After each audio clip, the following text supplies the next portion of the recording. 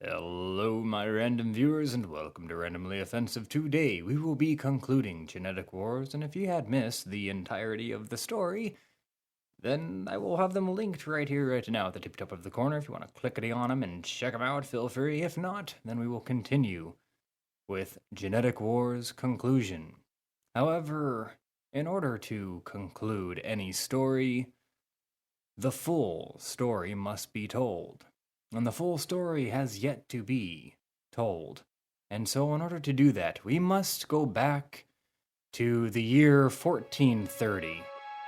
The year that a child was born, the birth of a man that would leave such a large imprint upon the world that it will change the course of history and even cause the entire universe to begin to shift.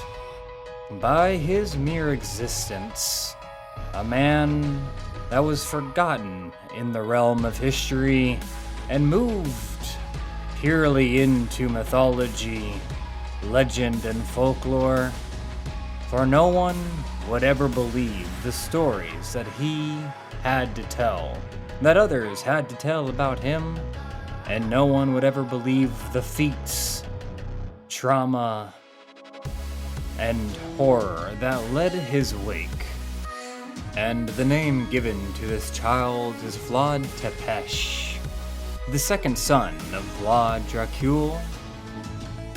And this child would not be granted a normal upbringing, for this child was, from the day he was born, cursed to watch his father murder, scheme, betray, and manipulate, all in the name of power, while his eldest brother would study the supernatural, and he was born in Wallachia, a country who had a very, very special gift. Very, very supernatural items, and though the rest of the world would call these particular items demonic, satanic, evil, and corrupted, and if you were to consume one, you would be deemed as possessed, Wallachia had seen these supernatural items in a different light. They had seen them as more of genetic blessings, which is the name that they had given them. And by using the genetic blessings at their disposal, they had won every war they had ever fought. They had conquered every kingdom they had stood against. And by time Vlad Tepes was 6 years old, his father had become the ruler of Wallachia. And though Vlad knew that he would never be destined to take the throne after the passing of his father, for that birthright had been handed down to his eldest brother, he still studied the ways of his father, Vlad Dracul, for the man was merciless, brutal, but also a strategic genius, and had always taught Vlad the true meanings behind such brutal actions. For though it would seem unforgivable and pure evil on the surface, it would always have a deeper meaning. For it was always to prevent a further evil. It was always in more of a righteous light behind the curtain.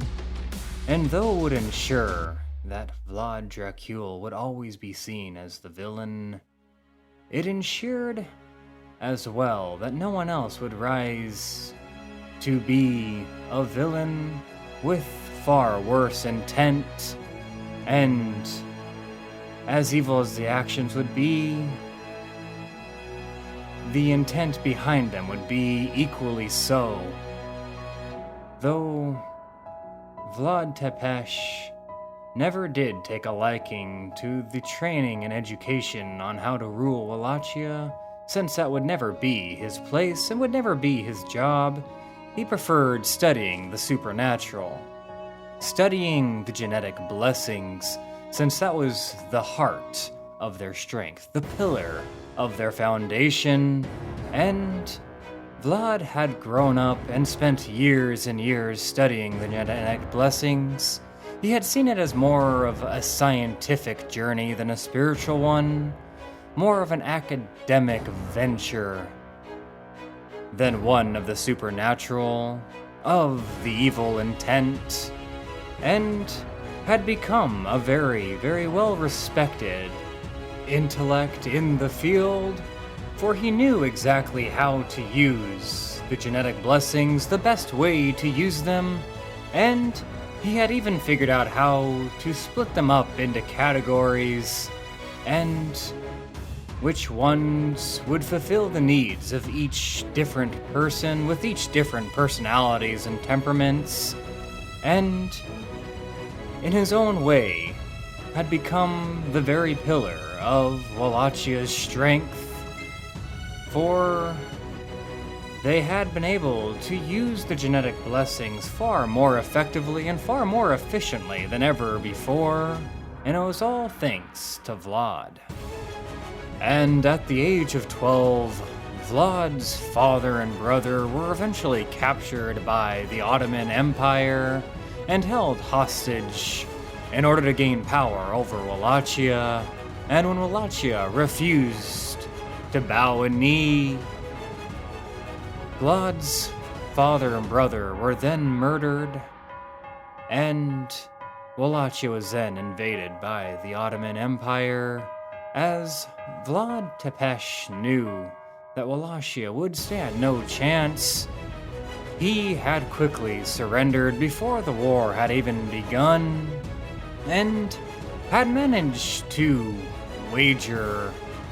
convince and manipulate his way into the Ottoman Empire, informing him that he knew how to use the genetic blessings better than anyone else, and that his strategic brilliance was beyond anyone else's comprehension and irreplaceable. And so, the era of Vlad Tepes had begun, where he had begun bouncing back and forth between multiple armies, guiding each one to defeat the other, as he manipulated several world leaders by simply pretending that they were better than he and that he needed them to stay alive, boosting each one of their egos. And when the kingdoms finally began to crack, when the kingdoms finally began to break, Vlad Tepes had finally decided to rain his own army down on Wallachia, and as he invaded Wallachia, he took it back over as his own and became the ruler over it. With Vlad now ruling Wallachia just like his father once did, he then began a rule that would conquer every kingdom surrounding it and every kingdom that had wronged it, as he impales every victim in every war that they had fought, every person that had crossed their way, every military that had fallen down before them would be impaled upon fields and fields of Romania, as he quickly begotten the name of Vlad the Impaler, and he adapted it with much pride.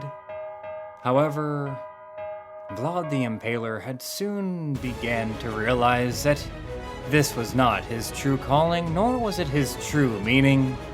He was truly meant to use his mind. He was meant to study the genetic blessings and the supernatural, for if he collected enough knowledge upon it, he could use it to fix the world, to maybe even save the world from itself. And so, he had renounced his rule and stepped down from ruler of Wallachia. And so he had given the name Vlad Tepes to the new ruler, so that no one would ever think that the original had stepped down, and he had adopted the name Dracula and found refuge in the European territories as he then entered politics so that he could use the queen's and king's power, reputation, and resources to further advance his studies as he quickly grew in the political field and climbed the political ranks. For his strategic maneuvers, his intellect was challenged by no one and had gained much respect upon the king and queen.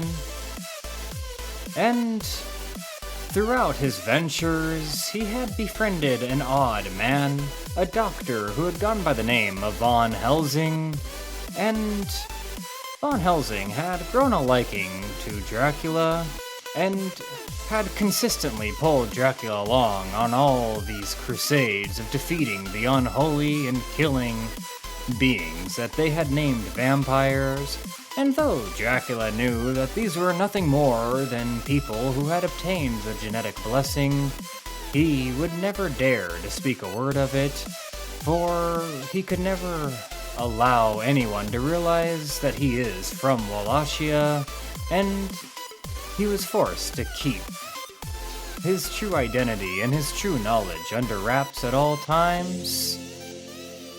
Though he had made some friends with the enemies of the queens and king, Frankenstein was one of them, a great scientist who understood the genetic blessings almost as well as Dracula himself, as they both bounced back ideas and formulas and better ways to use the genetic blessings, and playing with the ideas on how to use more than one genetic blessing without it killing you.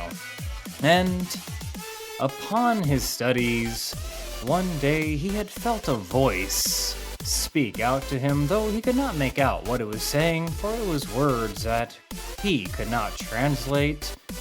However, a large boom and a crackle came through the air, and an orb, a genetic blessing unlike he'd ever seen before, floated in front of him.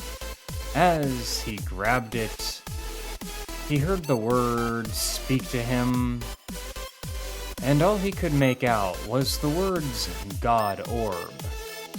And as he absorbed it, he could feel every single genetic blessing course through his veins. He had right then, become the beholder of every genetic blessing by obtaining this one orb. The orb that was so called the God Orb. Though it was making him sick after only a few months, and he felt like Von Helsing was begin suspicious of his power and strength, and decided to send him on a wild goose hunt to kill Frankenstein while he continued studying.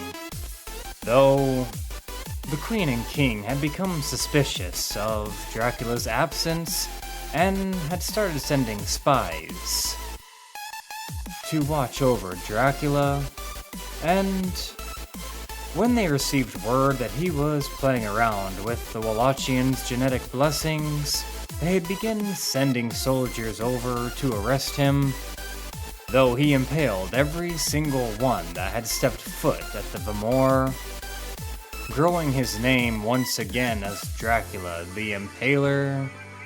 And the spears were not instilling the fear he had wanted, for more and more soldiers kept arriving at his doorstep trying to slay him, and even Von Helsing, his best friend, had turned against him, and it was this betrayal that would be the end of his life. As he fought as hard as he possibly could against Von Helsing, he eventually was beaten down by the army, for he had held on to the God Orb for nearly 6 years, which was longer than any man, and he was drugged to the court of the Queen and burnt to the stake.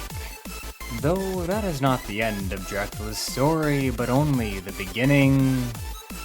For as his life had ended, it had also begun anew, as he awakes in a white and gold temple, covered in white garments and robes, with an old lady awaiting his awake, as she explains to him that he had been chosen to be the guardian of the genetic blessings and be the guardian of the kingdom of Earth, and that he was chosen by higher entities, for he had impressed them, and that these higher entities had demanded to see him and for him to appear before their council.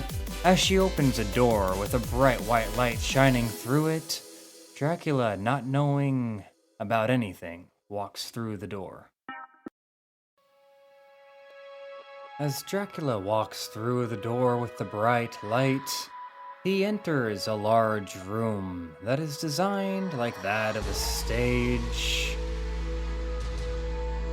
And the room is anything but an actual room, as water floats in the air around it and flames float in the air above it, with the platform he stands on being upheld by seemingly nothing, as there are seemingly just floating through a nothingness, an eternal space, with several men in hoods sitting around the stage in large carnals. And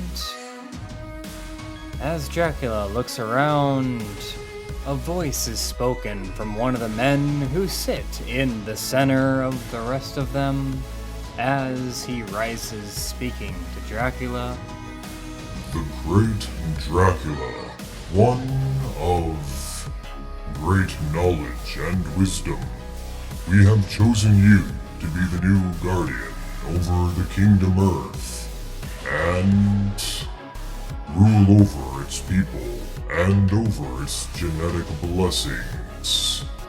Though before we begin to task you with your new duties, we are all eager to hear about your knowledge and wisdom of the Kingdom of Earth. How has it changed since we had last walked upon it? What has become of the people? What has become of its population, of its genetic blessings? And what will be your ambitions as its new ruler? Says the man as Dracula calmly studies the area around him. Well, my ambition would be true peace. If I rule over a planet or over a kingdom, my ambitions would always be true peace. Before I share more, I do believe that I deserve to hear your names. I would hate to have a partnership where you trust me so little to where I don't even know your names, responds Dracula, with a couple of the hooded men chuckling, with the one that has risen and spoken letting out a small chuckle as he nods his head and extends his arms out as if he is greeting Dracula into the fold. Why, of course, Dracula. It would be rude of me not to do otherwise. The man to your far right is known as Merlin. The man to your far left is known as King Arthur. And the man next to him is known as the Prince of Chaos, Azazel. And the big man is known as Thor. The man next to me is the agent of the Guardians, known as Walter. And the man next to him is Casmatine. And I am known as no other than Zeus. As Dracula looks at each one of them, he feels extreme intimidation, but he also feels a large amount of hope.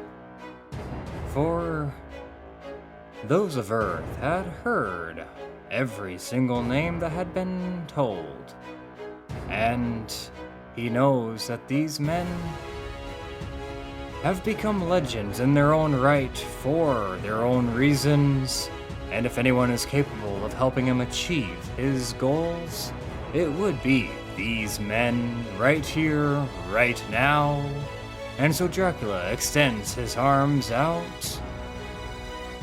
You ask for my knowledge. You ask for my wisdom of Earth, of the people upon it. It is corrupt. The population is corrupt. They scheme, manipulate, murder, maim, and butcher in the name of power, in the name of money and glory and self-righteous opinions of themselves.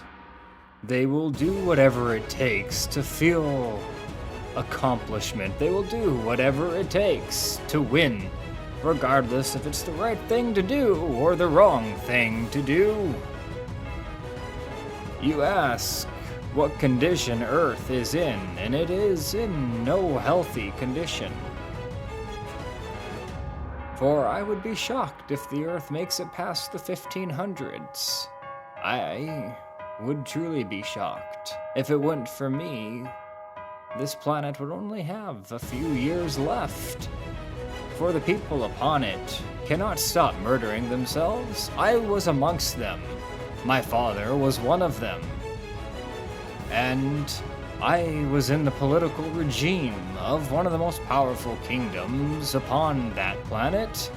And I can say the things I had seen, the backstabbing and the lying and the murder, everything that the politicians and the soldiers and the royals were willing to do just to get a little bit of payback at the wrong words said, or to gain a little bit of extra coin. It would truly make your guys' hearts wrench at the thought, at the sight. And so, that is my knowledge of Earth. It has been nothing more than a playing field of the powerful, the evil, and the corrupt. And with me ruling over it, my ambition would be to cease all of it.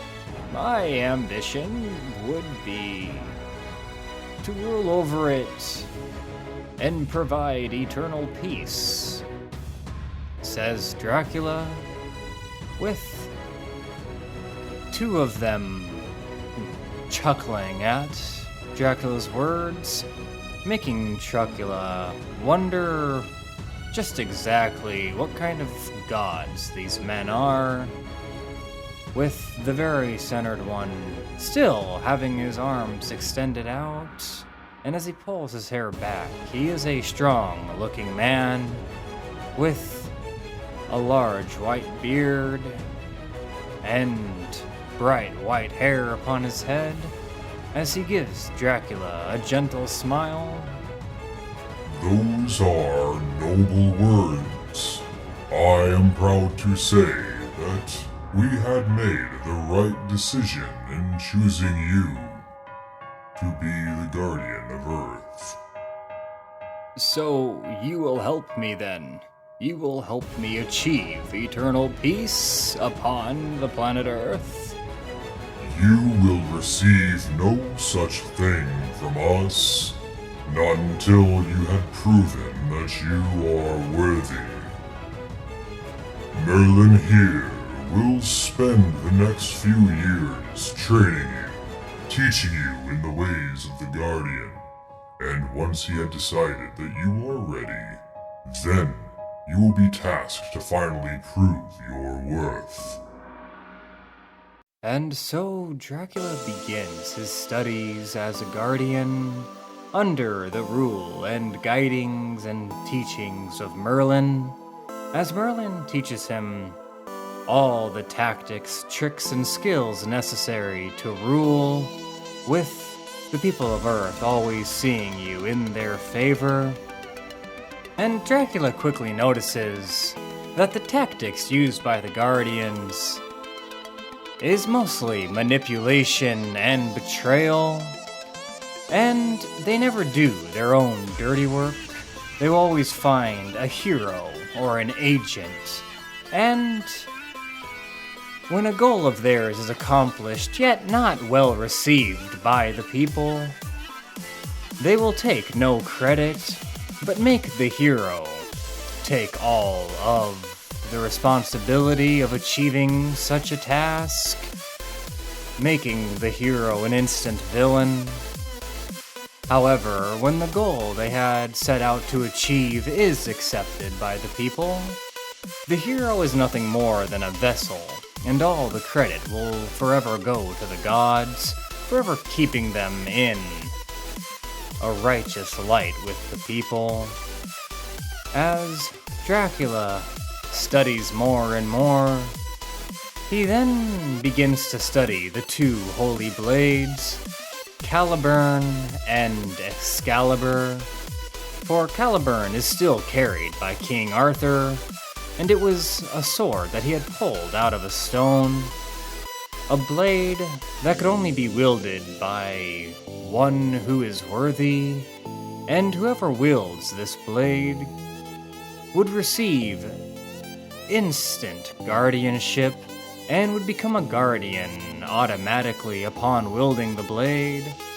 The second blade operates similarly. Excalibur, though Caliburn is the sword in the stone, Excalibur is the sword of the lake, and though anyone can wield it, it'll only choose one handler who is worthy to use its full potential, and it too grants any man it deems worthy the instant welcome into the guardianship and becomes a guardian automatically. While Dracula must prove his worth and prove that he is worthy, these two blades will decide it, and no guardian will ever argue with the decision of Caliburn or Excalibur, and he then learns that Excalibur is shattered and spread across the planet Earth. However, it will repair itself and will choose a worthy handler, and on the day that happens, they will send their agent Walter down to receive the man and make him a guardian. And after a few years, Dracula begins doing his own studies on these guardians behind Merlin's back, as he learns that Zeus had requested Walter to destroy Olympus, killing all other men who had climbed to the reputation of gods, ensuring that Zeus would never be challenged and would never lose his rightful place as a guardian. He then learns that Walter too was sent to destroy Atlantis so that Casmatine would never lose his rule to a man who went by the name of Poseidon. And he quickly learns that Walter is the agent of the Guardians, but he is only sent down to carry out horrible crimes and horrible sins, as Dracula quickly learns that these Guardians, these higher entities, these gods, are no better than the people of Earth. They are just on a higher level, a higher rank, and far, far more corrupt, far more evil than any man Dracula had ever met on Earth. And with the graduation of Merlin and fulfilling all his studies, he is demanded to meet the Council of the Guardians once again, as Zeus stands opening his arms to Dracula. Merlin has accepted you, and you have fulfilled your studies and your duties. However, before you can sit amongst us, before you can be welcomed as a true guardian, you must fulfill a task that only a god can fulfill. You must defeat a being that only I and Walter has managed to defeat. He still roams the planet Earth, as we had made it his eternal prison. It is a beast who goes by the name of Hades. You bring us the head of Hades, and I will then, and only then, accept you as a true guardian and allow you to sit amongst us and rule alongside us to achieve your goal. Do we have an understanding? You will only rule in your golden white temple. You will only rule over the genetic blessings, but not the people of the earth, until the head of Hades has been brought to us on a platter. And so Dracula accepts, and after so many years, he finally steps back through the door of the bright light and re-enters his gold and white temple. And from that day on, Dracula had spent the next hundreds of years fighting Hades, trying to accomplish the task given to him by the Guardians. And for hundreds of years, him and Hades had begun a long, long feud. As Dracula would win some battles, Hades would win others, with them consistently being able to escape from one another. They had become true nemesis, true enemies, as they argue over one another, and they argue about why they are doing what they are doing and what is the right way to go, and about the corruption of the gods. And though Dracula agrees with every word Hades said to him, he knows that the only way to achieve his goal of true peace on Earth is to be a part of the Guardians, to enter their ranks. And finally, after hundreds of years, Dracula had finally slain Hades and had buried him in a swamp, covered in hidden and forgotten artifacts of mythology. And Dracula returns to the Guardians with a proud look on his face and his arms open wide and extended long. I had completed the task. I had accomplished the mission. Hades is no more, and I am ready to sit amongst you, rule alongside you, and achieve my goal of eternal peace, says Dracula, with pride that he will never fill again, as the pride is then torn out of his soul, as the gods all laugh at him, with Zeus included, as Zeus leans back in his seat and waves his hand. You will not be accepted. You will be no guardian sitting amongst us. You achieved the task, but it took you hundreds of years to do it. If we wanted our goals and our missions to last hundreds of years, we would get anyone to do it. We'd find a man that works grooming dogs to do it. You have proven nothing to us. All you have proven is that you are anything but worthy. You You are the most unworthy guardian that has ever walked amongst us. And so, you can keep your golden white temple, and you can keep your robes and your guardian status of Earth, but you will never rule anything more than genetic blessings, and only genetic blessings. Leave the people of Earth to us in more capable hands, and leave our sight before Walter tears your neck off of your torso. Responds Zeus with Dracula scowling at the Guardians, scowling at what he deems as a betrayal and a lie. And as he returns to his golden white temple, he begins to lash out as he destroys everything in it, knowing that he was used to kill Hades, but the Guardians had never planned on keeping their promise.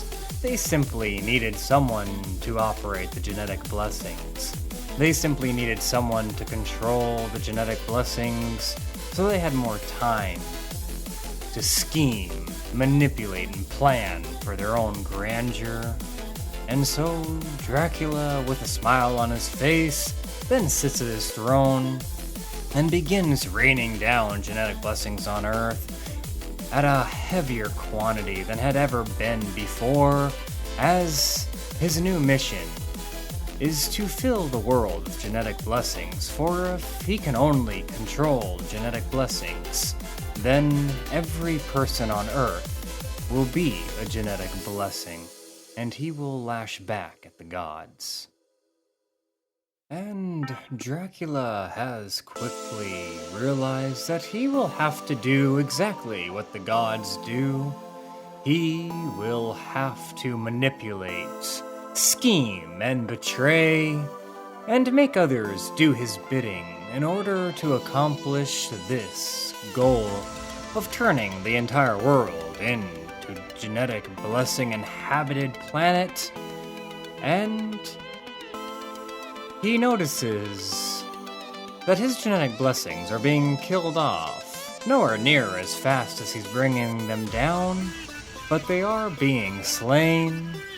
And as he studies the deaths of all these genetic blessings, he finds that his old friend Von Helsing has created an organization, the GBA, killing all genetic blessings.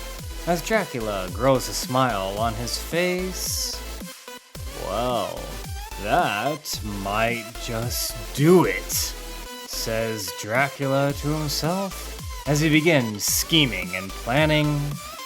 For if the majority of the world becomes genetic blessings, and the GBA is becoming such a large organization, it is only a matter of time before a war breaks out. A war that would speed up the process. A war that would bring out a man who may be worthy of Excalibur. A war that would show him who he can trust as a lieutenant, and allow him to have a pre-made army for when he rises against the Guardians. And so Dracula rains down even more genetic blessings, forcing the chief, Von Helsing, to reach his wit's end, as he then starts slowly feeding the chief information about the God Orb, knowing that the chief will reach such rock bottom, such desperation, that he will eventually try to go for it.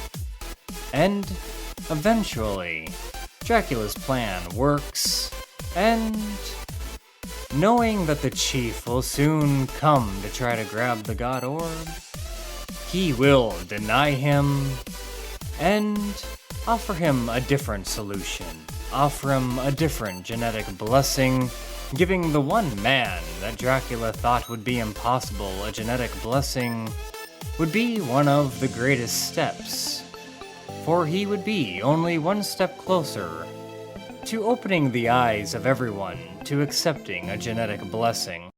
And Dracula spends all of eternity as the Guardian, watching people try to obtain the God Orb and fail, and watches the God Orb kill so many men.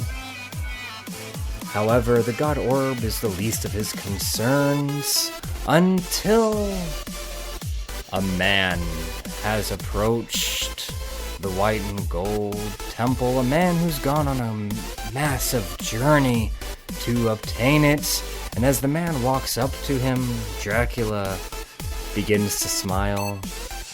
Old friend, you really are still alive. That curse really did work, says Dracula, with the chief glaring at him.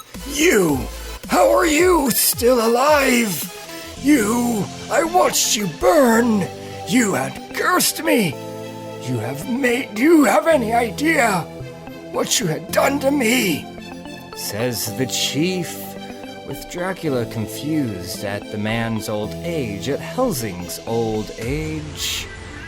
How is it that you have aged? How is it that you've grown so old? I cursed you to roam for eternity.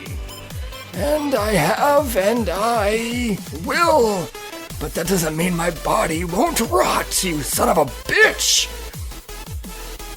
Very well.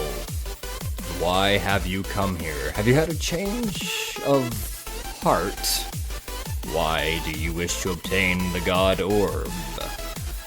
I wish to obtain it because I know it will kill me. It will finally free me, and before it does, I can use it to eradicate all genetic blessings and finally rid this world of that evil and finally rid humanity of the threat that lingers within them, says the chief, with Dracula standing up. No, I do not allow you permission to obtain the God Orb. I and I alone decide who is worthy, and you are not worthy, Helsing. You are not allowed to obtain the God Orb. Very well. That doesn't surprise me. May I ask you something? Go for it. Why have you not gotten involved? Why have you not stopped me from killing countless genetic blessings if you are the Guardian? I do not get involved. I do not deem it worthy nor necessary to get involved. Since you've traveled here, I will give you one gift. I will grant you a genetic blessing. A mentalist type, an incredibly powerful genetic blessing that might help you achieve your goal. I don't think that you will ever eradicate all genetic blessings, but do you accept this gift of mine? Says Dracula, with the chief thinking and then nodding his head. Give me whatever! Give me anything I can use to finally rid this world of your evil. Very well, says Dracula as he casts a genetic blessing upon the chief. With the chief now having consumed a genetic blessing, it is only time for Dracula to wait for the chief to start this war. Though he begins to notice a man who goes by the name of Vince Caballero, a man who stands against the chief and starts his own army of the underground criminals and starts founding orphanages protecting genetic blessings. And Dracula simply sits back and watches the events play out, wanting to see where this is gonna go, and if he can maybe one day recruit Vince, and maybe one day use the fact that the chief has a genetic blessing to corrupt the other GBA agents into eventually consuming a genetic blessing, and eventually a woman in the GBA by the name of Jasmine begins showing signs of suicidal thoughts and turmoil, while also getting in a relationship with a man named Al. And the very split second that Dracula lays his sights on Al, he can feel that Al is worthy of Excalibur and must now start engaging a plan. As he begins raining down more genetic blessings, he begins to feed Alex and Vince information about the God Orb, knowing that Jasmine would be the likely taker and rid the world of the chief so that he can have free reign on fulfilling his goal. And the plan works so perfectly, for he knows that if he can get Al to be accepted by Excalibur, it would only be a matter of time before Walter comes down to retrieve Al, and that would be his opportunity to return to the Guardians with an army of genetic blessings. Though everything goes to plan and Jasmine consumes the God Orb and defeats the chief, Vince had become a much bigger problem than he had originally thought he would. Though there's something about Vince that makes Dracula wonder if he could someday fight by his side. However, it had been 7 years since Vince had started the war between humanity and genetic blessings, and it had been 7 years since Al had been chosen by Excalibur, and Dracula can feel that Walter had been sent down, but Walter had yet to open the gates to the Guardians. He had yet to recruit Al. He had only been sent down to protect Al, and this war was not going to allow all life to have a genetic blessing. This war was not going to allow the goal that Dracula had sent out to achieve, for Vince and Al had created the perfect plan for both sides to live in perfect harmony, and though Dracula can feel tremendous respect for what they are doing and the fact that they are so close to accomplishing it, this will not accomplish his goal, but it will only stand in the way.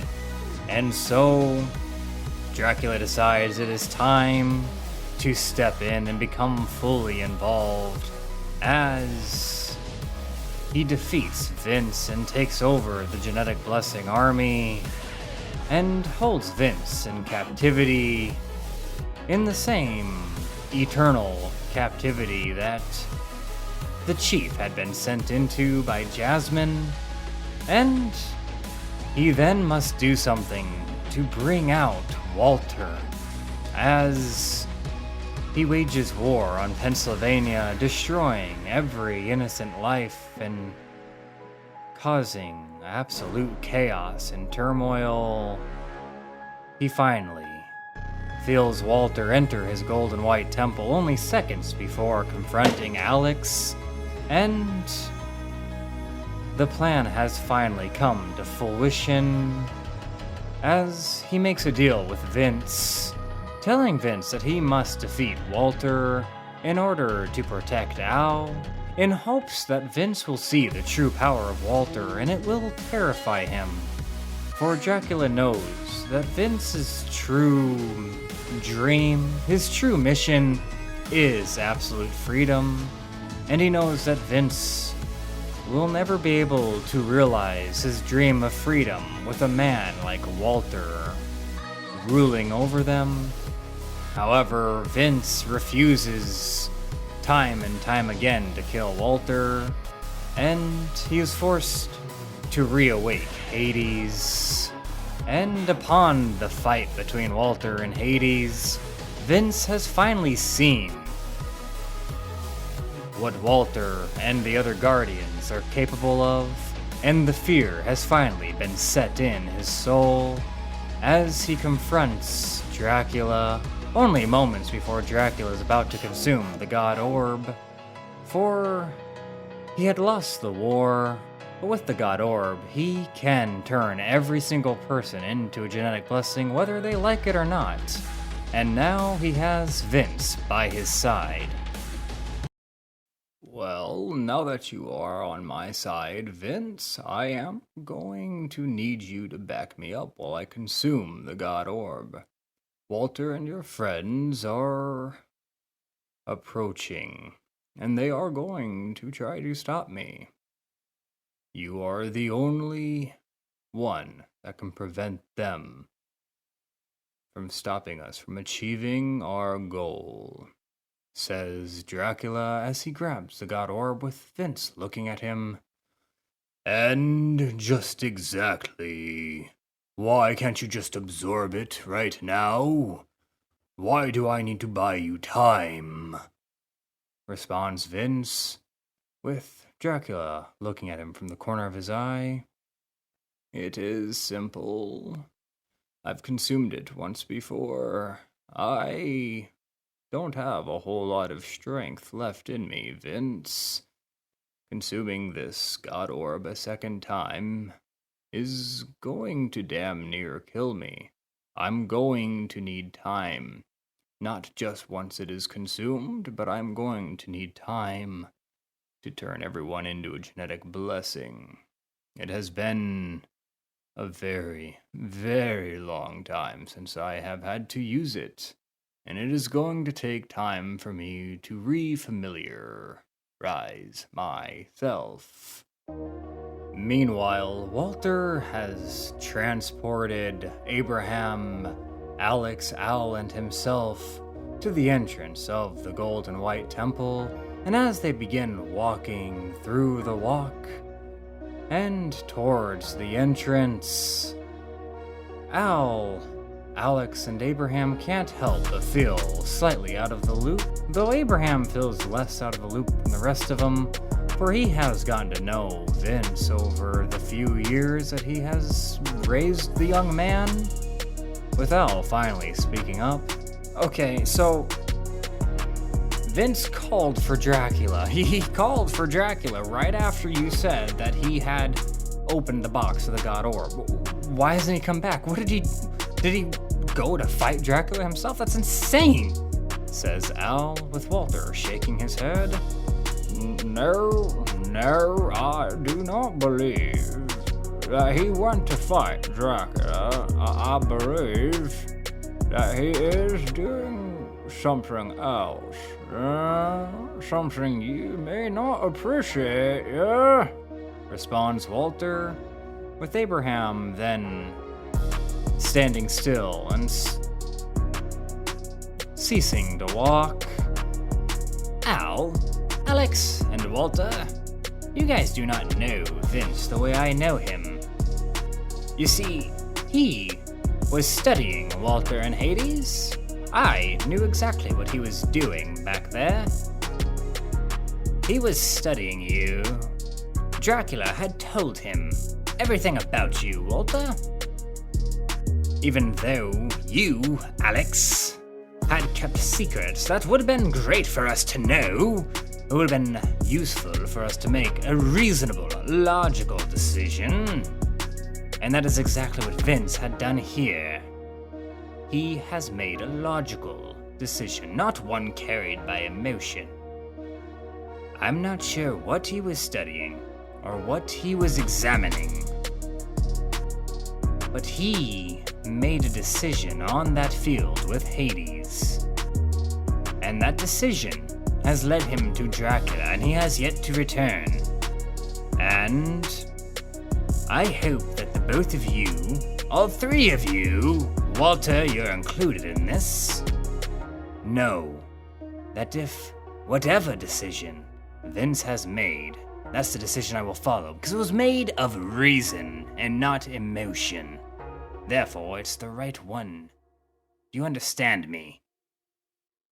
Oh, get over yourself, Abraham, responds Alex. Of course I didn't tell you the things I knew about Walter. They sound ridiculous. They are ridiculous. He comes from higher entities. He comes from gods. He is an agent of incredibly high beings, high entities. And that won't make a difference on Earth. That knowledge doesn't make a difference in the war. It does, Alex. How does it not make a difference? Knowing who we're fighting for, who we're fighting with. We don't know what the Guardians are up to. We don't know the higher entities' motivations. We don't know anything about them. We don't know why they sent Walter down to protect Al. We have no idea if it's to benefit this planet or destroy it. Well, I can kind of understand, responds Al as he crosses his arms and shrugs his shoulders. I can understand both of your sides. Abraham, it really doesn't make that much of a difference. These guys, higher entities, they've been around most likely for all of eternity, meaning our knowledge of them, or our lack of knowledge of them, doesn't change anything, does it? It does when they send their agent down, when they have specific, very, very specific end games, when they have very specific goals and tasks and missions. What exactly do they benefit off of this war? Why did they wait until this war to send Walter down? What are they trying to achieve? Are they on our side? Well, of course we are on your side, or else I would have sided with Dracula. I would have sided with Dracula if I was not on your side. I would have been with the genetic blessings, but instead I was with the yin yangs. We have always been on your side, Abraham. And if Vince had made a decision that leads to him betraying us, then you will make the wrong decision if you go along with that. You will make the wrong decision, and consequences will follow. Responds Walter, with all four of them now glaring at each other. Walter's right, continues Alex. The Guardians are on our side. They're not on Dracula's side. They're not on the genetic blessing side. They're on our side. They sent Walter down to help us, to protect Al. Okay? They are on our side. They are the right side. Besides, you've seen what Walter is capable of. Not only is it unnecessary to go against him, but it's also not a smart move, says Alex, with Abraham then tilting his head. So I should join you guys because of Walter's power? Because we should be afraid of him? That's not what I meant, Abraham, responds Alex, with Al putting his hand in the air. Oh, hold on. Are we really thinking that Vince is going to betray us? I mean, really, why would he do that? He has been a huge part of this war. This war was his idea. He's been a huge part of all of this. I mean, we are so close to accomplishing his goal. We're really close to accomplishing his and Jasmine's goal. Why would he turn on us like that? That doesn't make any sense. Well, it might if you have the context, but I don't think any of us really have the context. Except for you, Walter. You have the context. How about you fill us in? Tell us, why do you think that Vince may betray us? Why do you think that was his decision? You're the first one to bring it up. You're the only one to mention it. So what do you know that might lead Vince to betray us? Because all I mentioned was a decision, not a betrayal.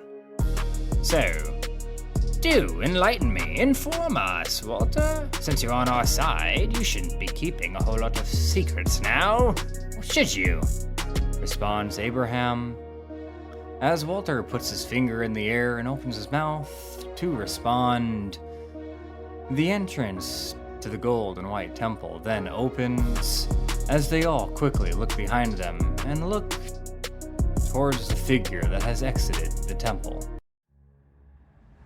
As Vince walks out of the gold and white temple's entrance and begins walking towards Walter, Abraham, Al, and Alex, he can see the hurt on Alex's face along with the confusion of Al's, with the anger of Walter's, as he slowly undoes his tie, takes off his nice blazer suit jacket, and sets it on the ground, rolling up the sleeves on his suit, as he now stands toe-to-toe to Walter, Abraham, Al, and Alex. I am truly sorry. I have been forced to side with Dracula, and I encourage you to do the same. You have seen what Walter is capable of. You have seen a taste. You had a glimpse of the Guardian's power. That is the kind of power that rules over us. We have never had freedom, only the illusion of it. And I am about to break free of it. So, tell me now, do you join me or turn against me? You son of a bitch, says Al as he then walks towards Vince. What the hell do you think you're doing, man? Betraying us? Just like you betrayed the GBA so many years ago? What is it? Is it in your fucking blood? Why? Why would you side with Dracula, huh?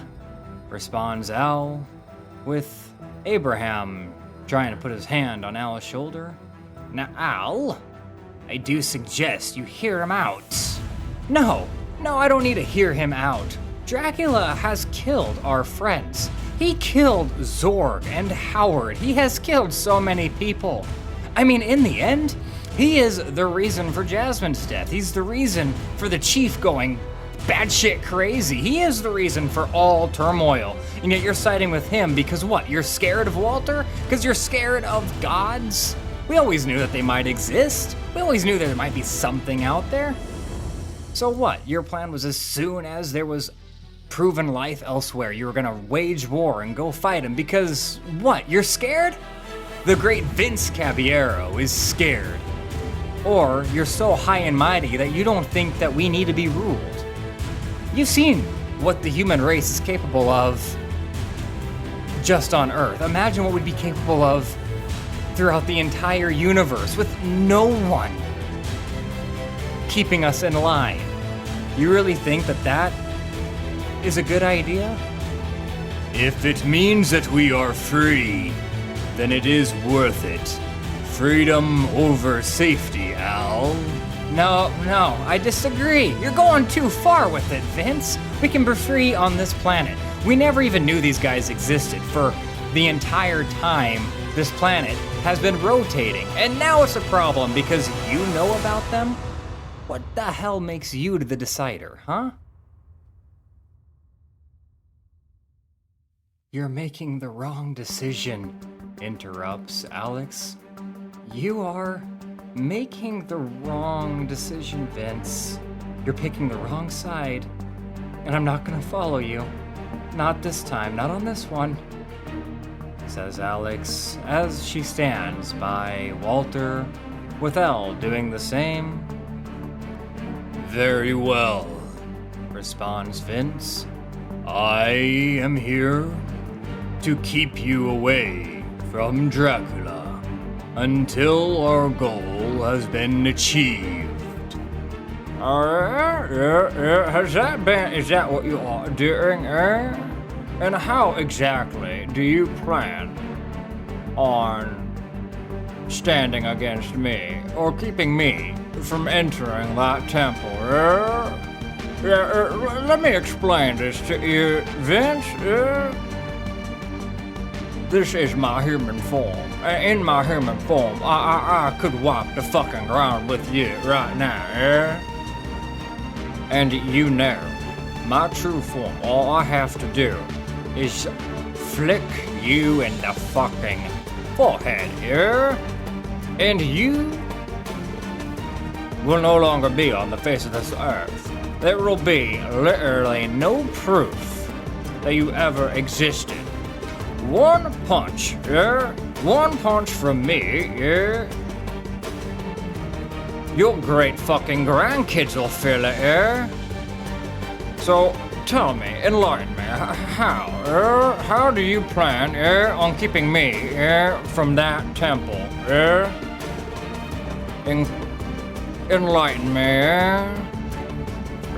tell me how you're gonna do that, Vince. Yeah, tell me how you're gonna pull that one off, says Walter, as he now towers over Vince.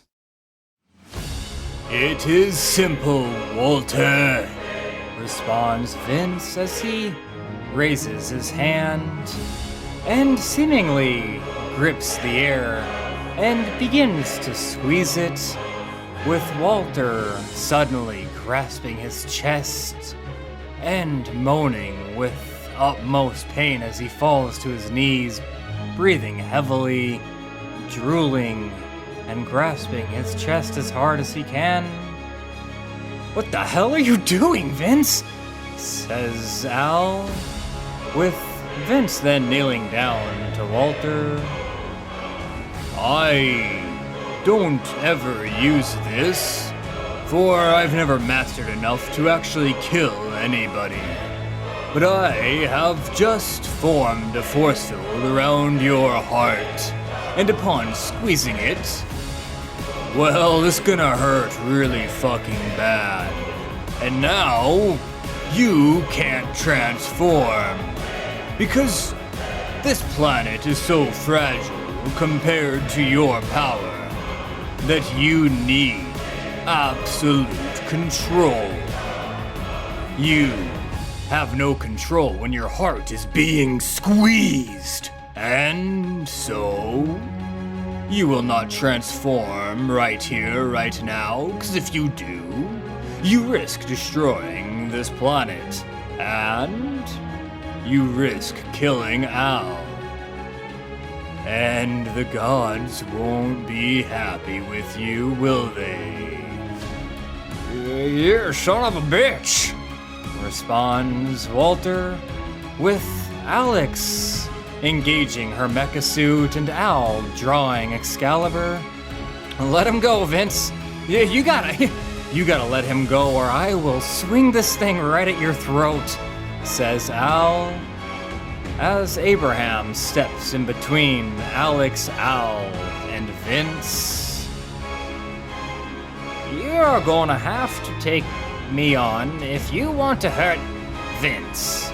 I apologize, Al and Alex, but I will not allow you to disturb what Vince is doing, says Abraham, with Al now getting furious, lunges towards Abraham as Alex does the same, and as Al is about to swing towards Abraham, the blade of Excalibur becomes red hot all the way to the handle, burning it out of Al's hands, forcing him to let go, and instantly he grabs his revolver, which Abraham then heats up just as hot, forcing Al to let go as Abraham quickly throws a fireball connecting to the chest of Al, sending him flying backwards, while simultaneously turning around and dodging the first punch that Alex has managed to throw, while then heating up Alex's mecha suit to the point to where it would scald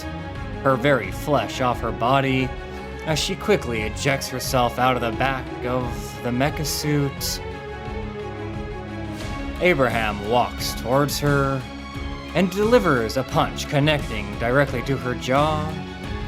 Now this is for keeping all of your damn fucking secrets, says Abraham, as he then grabs her by the back of the head and delivers a knee to her gut. And this is for forgetting your place, says Abraham as he drops her to the ground. And this is for all the innocent people that you murdered in Pennsylvania, continues Abraham, as he then kicks her in the gut while she's down, tumbling her across the ground. With Alex in the utmost pain, Al has finally ran back towards Abraham as he begins throwing punch after kick after elbow, but Abraham dodges and blocks every single one, as he then delivers an elbow connecting the jawline of Al while sweep kicking him onto the ground. He then begins to heat up the belt buckle of Al. As Al tries to remove the belt buckle, he cannot get his fingers to function, for the heat burns his hands upon the touch as the belt buckle begins to burn an imprint into Al's flesh. Abraham then looks at Al. I am going very fucking easy on you, Al. I could kill you and Alex without even trying. So how about you stay the fuck down? Says Abraham as he then stomps his foot down on Al's face, knocking him out and breaking his nose. Meanwhile, Vince has been focusing all of his energy and all his focus on the force field wrapped around Walter's heart. As he's squeezing it as hard as he can, Walter manages to build the strength to stand up and begins walking towards Vince.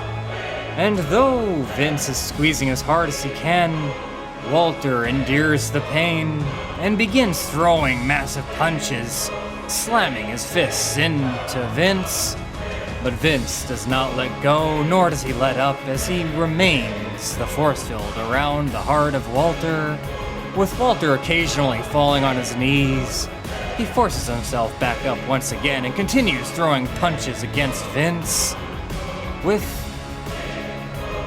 the entrance of the white and gold temple finally opening once again, with Dracula stepping out and walking down, with his white robes now being a crimson, black, and red, as he then places his hand on the ground and looks at Walter. I am only a guardian of the genetic blessings, not of the people of Earth.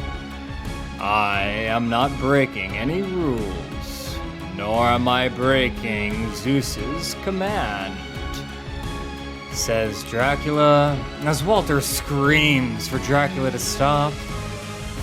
A bright purple pulse leaves from Dracula's hand as the entire earth becomes a bright purple, with every world leader, every human being, mother, father, sister, daughter, son, brother, all begin to feel the pain of a genetic blessing enter their body, as the entire world is temporarily put on its knees, with some people feeling a slight pain as they receive a small genetic blessing, with others feeling the pain of their entire body morphing into a completely different form, a form that is not human, as every single person becomes a genetic blessing.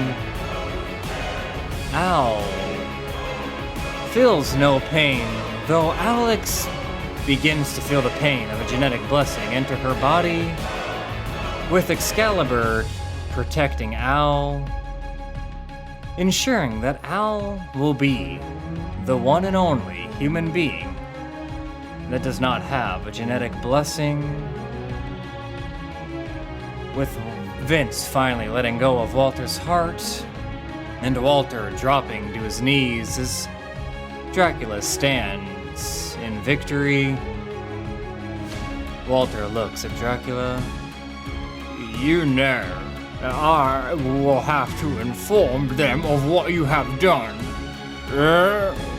And there will be consequences, There will be consequences, and you will wish that you were never born.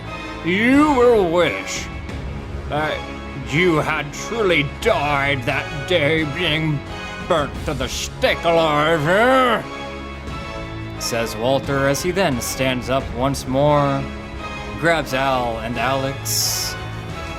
We must approach the Guardians, my love, he says to Alex as Alex nods her head. And the three of them vanish, with Abraham, Vince, and Dracula standing there, only staring at each other. They are going to come back. We must act quick. I must inform you of the plan, and we need to act now, says Dracula, as Abraham nods his head. But Vince just stands there, silent, as he then falls on his knees. As tears begin to run down Vince's face, I was forced to walk away from another family that I had built. I had to betray those who had trusted me once again. I had to betray Alex and leave her to be with those beings, says Vince, with Abraham then walking to Vince, gently putting his hand on Vince's shoulder. For what it's worth, Vince, I am quite proud of you. You made a logical decision, a decision based solely on reason, and did not let emotion fog your decision. You did not let emotion overcome reason. Oh, but you are wrong there, interrupts Dracula. He absolutely allowed emotion to guide his decision, but it was not emotions towards his own feelings. It was emotion for doing what's right, says Dracula, as Vince then forms a force field around his hand and punches the crater into the ground. Why am I destined to be a villain? Why must I always play the villain's role? Why is that my fate? Says Vince, with Abraham pulling Vince up. You know, Vince, there's a saying. Nobody is a villain of their own story. Everyone sees themselves as a hero of their own story. And I think you'd be much better off if you started thinking that way. You're not a villain, you're a hero. You may not be a hero of someone else's story, but you're a hero of your own, says Abraham, as Dracula then grabs the both of them. We really do need to act fast. They will be back, and we have one last person to recruit. And Vince, you are very important to me, so I need you to hold strong. You are one of the other ones. And just exactly what is one of the other ones?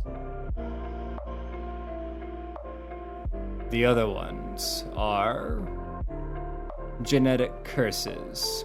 You have genetic blessings, and you have genetic curses.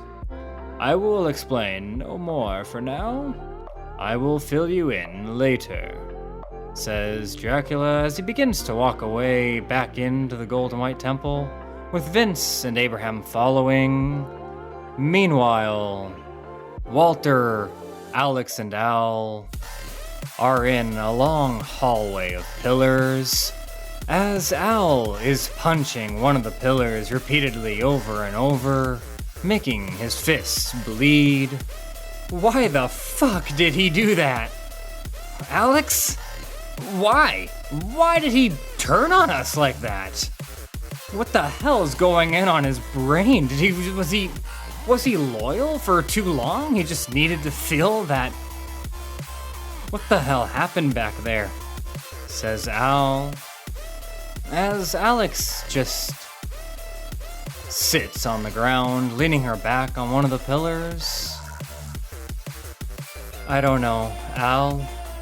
I don't know, responds Alex, as she pulls out a pack of cigarettes that she used to always carry just in case Vince needed one, and pulls one out as she lights it and inhales it, with Al and Walter watching her. I get why he does it. These really do feel good, responds Alex, as Walter then pulls Alex up off the ground, and they all walk in to the court of the Guardians, as Merlin, King Arthur, Azazel, Thor, Casmatine, and Zeus all look down at them.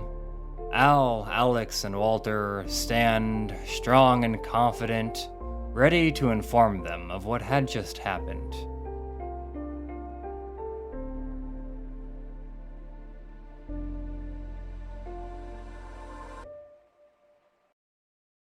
As Vince and Abraham follow Dracula through the Golden White Temple, and they enter a door that leads to a staircase that is in the middle of seemingly nowhere and leads to seemingly nowhere. Who is the man we are recruiting? Asks Vince, with Dracula looking at him out of the corner of his eye over her shoulder. He is a man that we cannot do this without. He is a man that any team, any army, any kingdom would be grateful to have. A man that will surely bring us victory, says Dracula, as they then walk through Dracula's own prison within the temple, and Dracula swings open a door, with Abraham and Vince waiting to see who comes out. All they hear is footsteps and the cracking of someone's neck. Well, that was a nice fantasy while it lasted, says the voice from the room. A familiar voice that causes Abraham's and Vince's eyes to widen as the chief then exits the room, with Vince shocked, Abraham astounded, and Dracula smiling proudly, with the chief looking at all three of them with the confidence that he has always carried. So, tell me, what have I missed? And that is the conclusion to Genetic Wars, and I will be continuing the story in Genetic Curses. It will not be coming out next week, maybe not even the week after. I got a lot going on, but once I get the script prepped, once I get the script ready for everything, and I feel like I have a good starting foundation, I will continue this story. If you have made it all the way through Genetic Blessings and Genetic Wars and you are still listening, thank you very, very much. And if you have any tips, any advice, or any things you'd like to happen, absolutely leave it in the comments. Let me know. let me know what's up. If you had to listen for this long, thank you very, very much. I really do appreciate it. If you enjoyed, like always, please do hit the like and subscribe. And, yeah, I think that's all. This was probably the hardest and the longest chapter I have done thus so far. So take care of yourselves. Do not get hit by a meteor, and bye.